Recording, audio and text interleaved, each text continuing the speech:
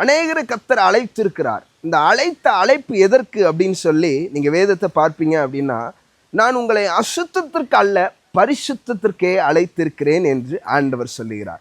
என்ன பிரதர், நீங்க ஒரே பரிசுத்தம் பரிசுத்தம்னு சொல்றீங்களே, என்ன அப்படின்னு கேட்பீங்கன்னா, அப்போஸ்தலனாகிய பேதுரு இப்பதமாய் சொல்லுகிறார், அவர் பரிசுத்தர், ஆகையால் நீங்களும் அவருக்கு ஏற்றபடி பரிசுத்தராய் இருங்கள் என்று ஆண்டவர் சொல்லியிருக்கிறார். நம்ம எல்லாருக்குமே ஒரு பெரிய ஒரு அழைப்பு இருக்குது. ஒரு திருமண வீட்டுக்கு எல்லாரையும் அழைக்கிறாங்கன்னா எதுக்கு தான் அழைக்கிறாங்கன்னா, திருமணத்திற்கு. அதே போல கிறிஸ்துவ வாழ்க்கையில கர்த்தர் உங்களையும் என்னையும் அசுத்தத்திற்காக அழைக்கல, பரிசுத்தத்திற்காக அழைத்திருக்கிறார். இதை கேட்டுக்கொண்டே இருக்கிற அன்பு தேவ பிள்ளைங்க, ஒருவேளை அசுத்தமான வாழ்க்கையை நீங்க வாழ்ந்து கொண்டு இருப்பீங்கன்னா, உங்க வாழ்வியல் நாட்களில ஆண்டவருக்கு பிரியமில்லாத காரியத்தை நீங்க செய்து கொண்டு இருப்பீங்கன்னா, இன்றைக்கு ஆண்டவர் உங்களோடு கூட பேசுகிறார். உங்களை அசுத்தத்திற்காக கர்த்தர் அழைக்கவில்லை, பரிசுத்தத்திற்காக கர்த்தர் உங்களை அழைத்திருக்கிறார். அதனால நீங்க பரிசுத்தமாய் இருப்பதற்கு அவர் உங்களுக்கு உதவி செய்வார். பரிசுத்தத்தை ஒருபோதும் இழந்து விடாதீங்க.